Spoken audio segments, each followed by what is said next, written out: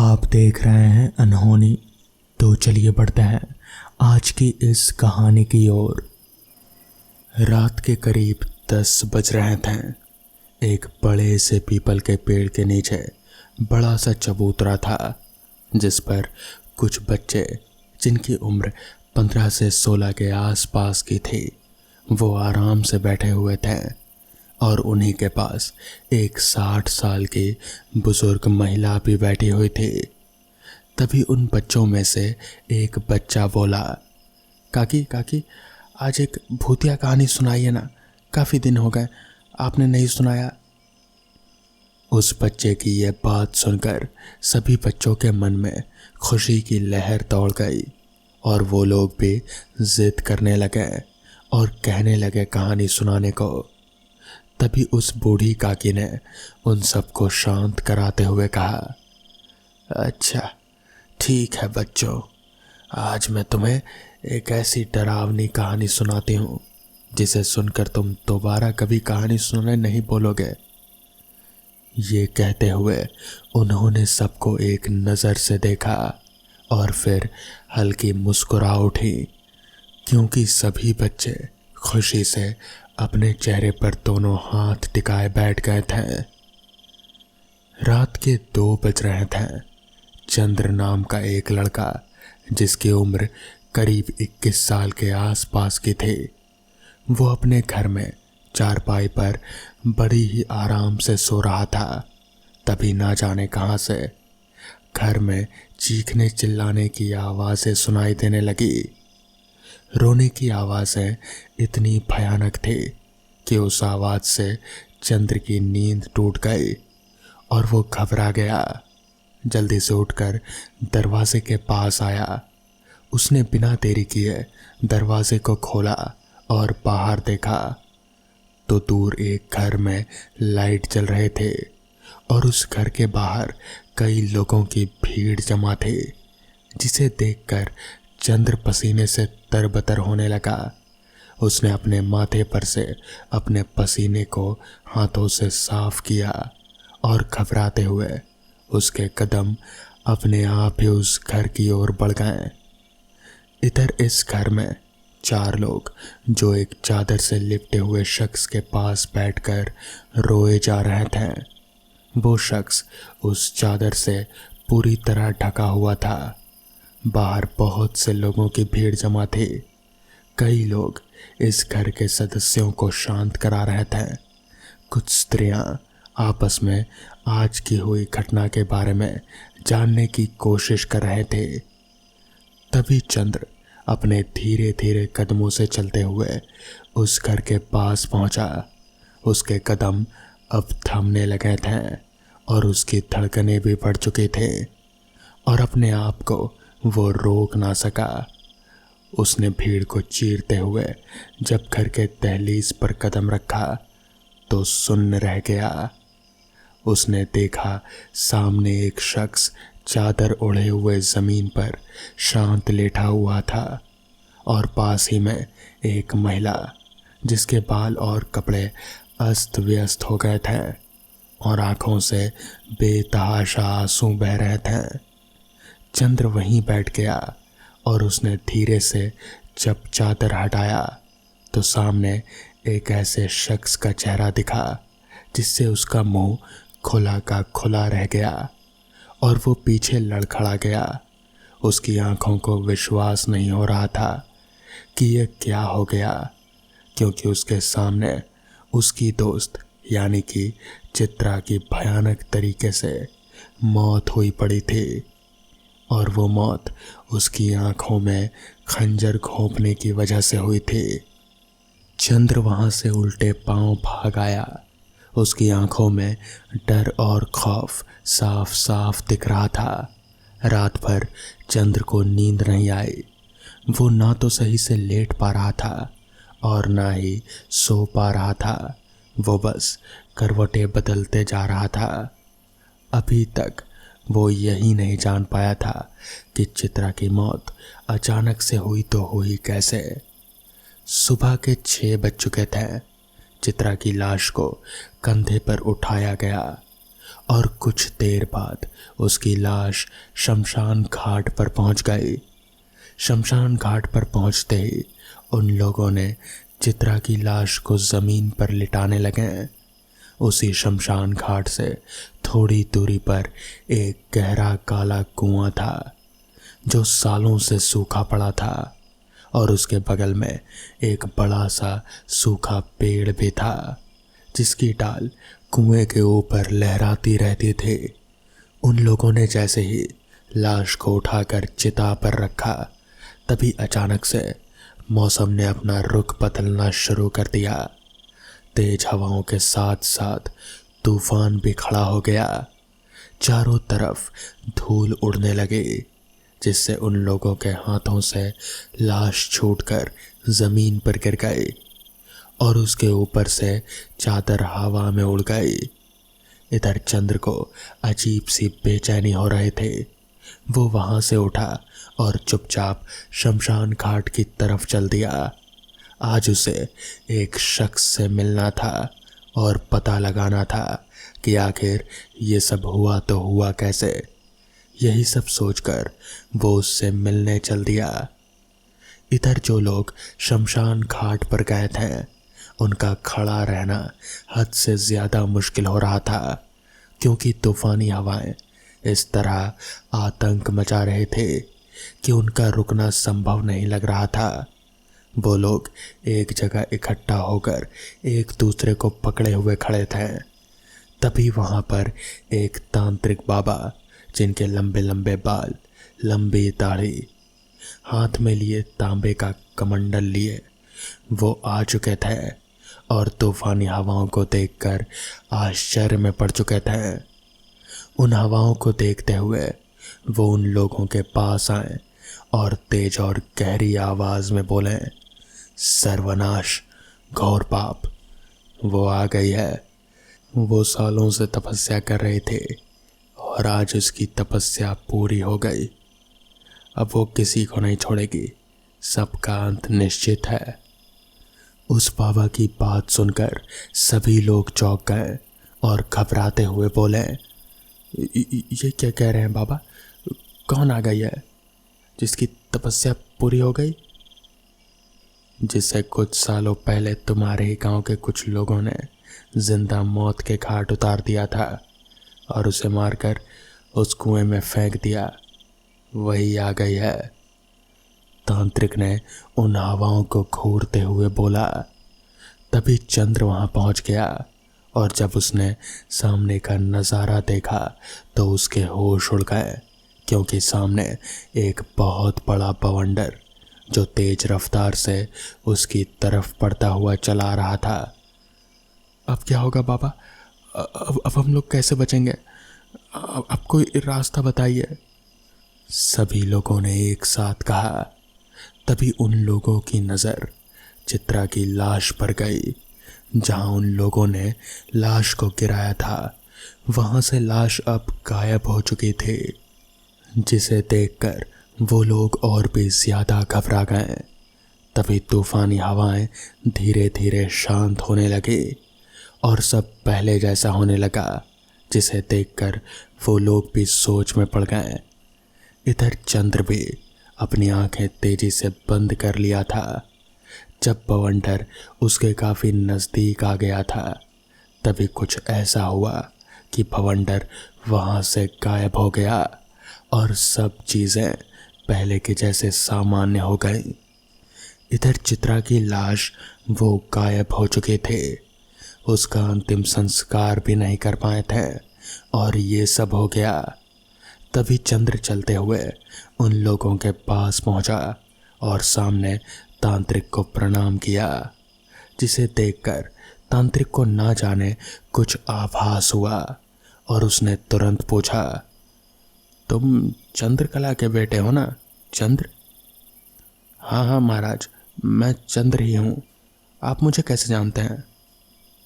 चंद्र ने आश्चर्य से उनकी तरफ देखते हुए पूछा, बेटा तुम जब 10 साल के थे ना, तो चंद्रकला जी तुमको एक बार मेरे पास लेकर आए थे और तुम्हारी कुंडली देखने के लिए कहा था। मैंने उन्हें बताया था कि तुम्हारी कुंडली किसी ऐसी स्त्री से जुड़ी हुई है जो इस धरती पर जिंदा ही नहीं है, और तुम जिसे भी प्रेम करोगे वो या तो पागल हो जाएगी या फिर उसकी मौत हो जाएगी। इतना कहकर तांत्रिक ने चंद्र का हाथ पकड़ा और भीड़ से दूर करते हुए कहा, बेटा, ये चित्रा, ये उसी का काम है। चित्रा तुमसे प्यार करने लगी थी और ये वो समझ गई, और फिर उसके बाद तो तुम जानते ही हो। ये सुनकर चंद्र के तो जैसे होश ही उड़ गए। चंद्र के पैरों तले जमीन खिसक गई। उसे कुछ भी समझ नहीं आ रहा था, मगर वो इतना ज़रूर समझ गया था कि ये जो कुछ भी है ये सब उसी से जुड़ा हुआ है। तभी चंद्र ने तांत्रिक को कहा, बाबा, तो फिर इसका उपाय क्या है? ऐसे तो फिर मैं अब क्या कर सकता हूँ इसमें? तो इस पर तांत्रिक ने चंद्र की ओर बड़ी ही गौर से देखा और फिर कहा, एक रास्ता है बेटा, मगर थोड़ा मुश्किल है। इस पर चंद्र ने कहा, अब कुछ नहीं करने से बढ़िया तो मुश्किल रास्ता ही है। आप बस बताइए क्या करना है, मैं वो कर दूंगा। जिसके बाद बाबा ने चंद्र को बताना शुरू किया, तुम्हें मेरे साथ एक यज्ञ में बैठना होगा।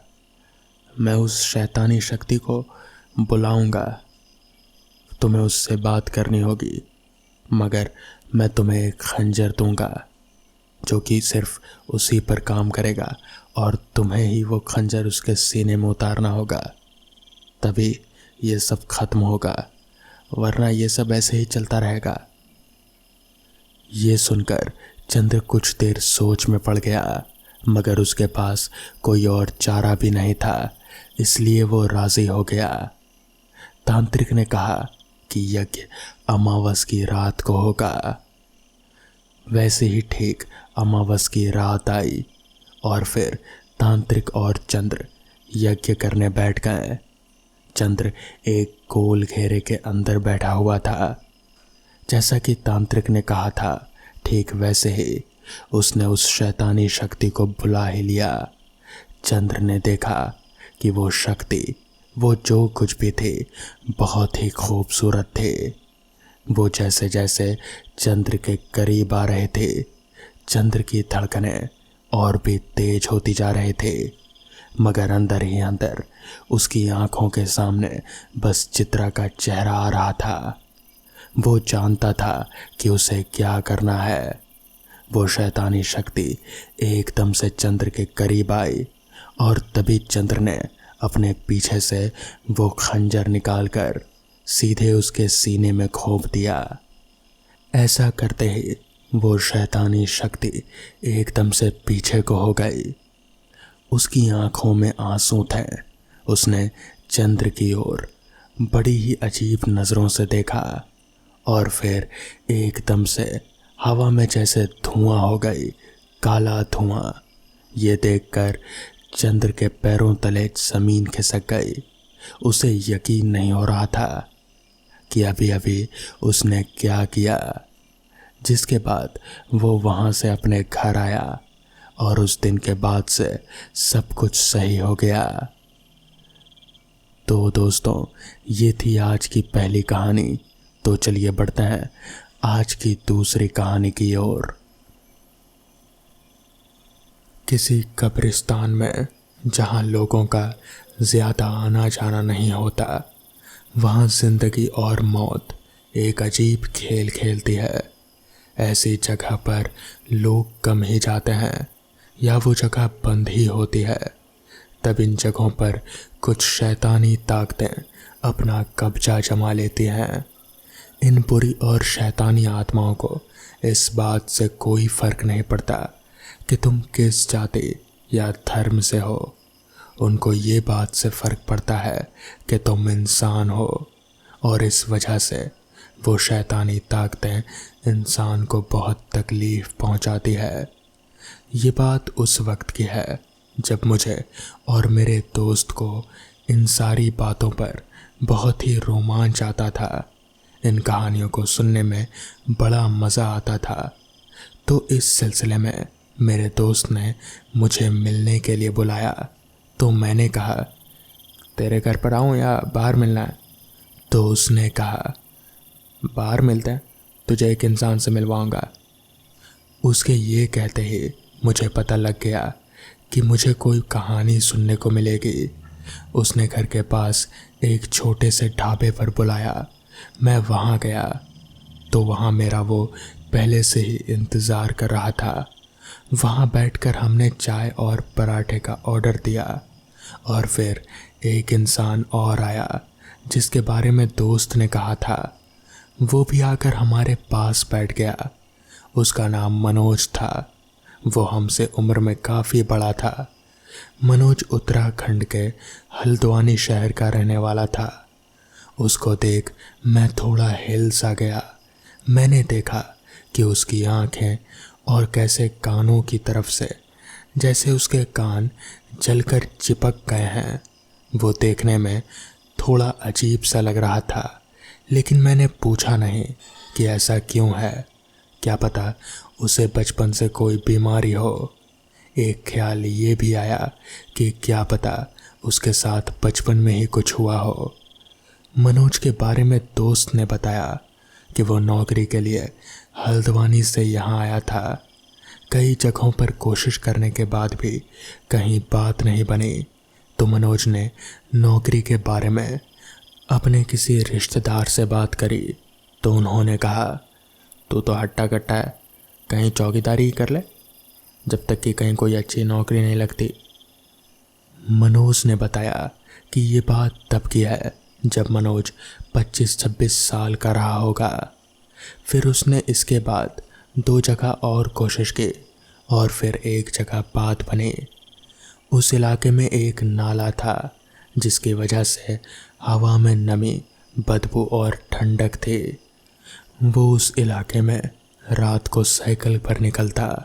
उसके पास एक डंडा होता था जिससे पीछे साइकिल पर फंसा कर रखता था। गले में एक सीटी थी जिसे बीच बीच में बजाता था ताकि लोगों को पता रहे कि आराम से सो सकते हैं, बाहर चौकीदार घूम रहा है। उसके पास एक टॉर्च भी था क्योंकि कोई कोई जगह पर अंधेरा बहुत ज़्यादा था। आजकल तो खैर इतने चौकीदार नहीं होते हैं। पहले तो उनके डंडे की आवाज़ और सीटी की आवाज़ से ही रोंगटे खड़े हो जाते थे। मनोज ने बताया कि वो दिन में आराम करके रात को करीब 11 बजे तक निकल जाया करता था। रोज का यही काम था और वो अब गलियों को अच्छे से पहचान भी गया था। जिस इलाके में वो काम किया करता था वहाँ एक तरफ कुछ झुग्गियाँ बनी हुई थी और बीच में एक बड़ी सी दीवार। उसके दूसरी तरफ नाला, कब्रिस्तान और शमशान घाट बने हुए थे। कब्रिस्तान काफ़ी बड़ा था और उससे चारों तरफ से बाउंड्री की दीवारों से घिरा हुआ था। मनोज ने बताया कि जब मुझे यहाँ नौकरी मिली थी तो किसी ने भी मुझे उस कब्रिस्तान के बारे में कुछ नहीं बताया था। फिर एक दिन जब मैं उस कब्रिस्तान के सामने से गुजर रहा था तब मैंने देखा कि कोई किसी चीज़ को खा रहा है। जब मैं उसके पास गया तो उस चीज़ ने मेरे ऊपर कुछ फेंका और मुझे होश अस्पताल में आया, जहां मुझे पता चला कि मैं 2 साल से बेहोश था। और जब मैंने अपनी शक्ल आईने में देखी तो मैंने देखा कि मेरी आँखें जली हुई है और मेरे कान की तरफ चिपकी हुई थी। मगर वो चीज़ क्या थी जो खा रहे थे? मेरा मानना है कि शायद वो ज़मीन से लाश निकाल कर खा रहे थे। हालांकि अंधेरा काफ़ी था इसलिए मैं ठीक से देख नहीं पाया, मगर जहाँ तक मुझे आइडिया है ऐसा ही कुछ हो रहा था। और वो शक्ल मैं अपने जीते जी कभी नहीं भूल सकता। वो शक्ल बहुत ही ज़्यादा डरावनी थी। वो जो कोई भी था वो इंसान नहीं था। तो दोस्तों, ये थी आज की कहानियाँ। अगर आपको ये कहानियाँ पसंद आई हो तो वीडियो को लाइक और चैनल को सब्सक्राइब करना ना भूलें। तो मैं आपका दोस्त आर्यन जल्द ही मिलूँगा आपसे ऐसी ही नई कहानियों के साथ। तब तक के लिए अपना ख्याल रखें।